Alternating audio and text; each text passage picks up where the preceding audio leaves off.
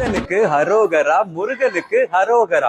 முருகனை வணங்குறவங்க எல்லாருமே எதுக்காக காவடி தூக்கிட்டு போறாங்கிறதுக்கு ஒரு குட்டி ஸ்டோரி இருக்கும்ல.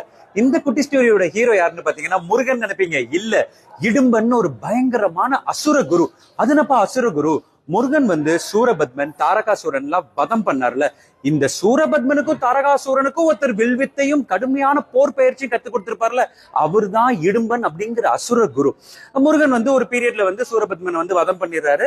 அதுக்கப்புறம் இந்த அசுர குருவான இந்த இடும்பன் இனிமேல் நமக்கு வேலை இல்லைன்னு சொல்லி நேரா அகஸ்திய முனிவர் கிட்ட போய் சரணாகதி அடைந்து அவர்கிட்ட சிஷ்ய பிள்ளை ஆயிடுறாரு.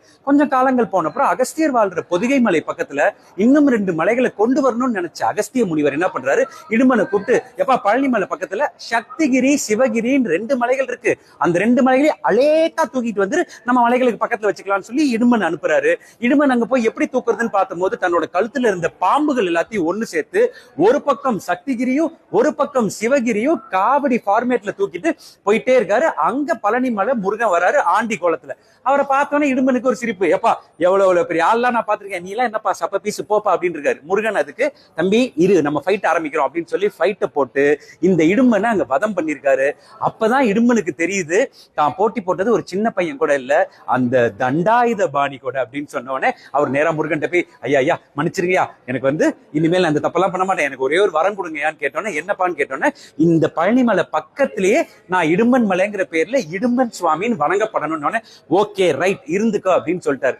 அதாலதான் பழனிமலைக்கு வர பக்தர்கள் இடும்பன் மலைக்கு போய் இடும்பனையும் வணங்கினா அத்தனை புண்ணியங்களும் ஒண்ணு சேரும். அது மட்டும் இல்லாம அவர் இந்த சக்திகிரியும் சிவகிரியும் இப்படி தூக்கிட்டு போனார்ல காவடி மாதிரி, அந்த மாதிரி காவடி எடுத்து நம்ம முருகப்பெருமானை பார்க்க போனா நமக்கு எல்லா நன்மைகளும் கிடைக்கும் அப்படிங்கிற ஒரு ஐதீகமும் இங்க இருந்துதான் உருவாச்சு.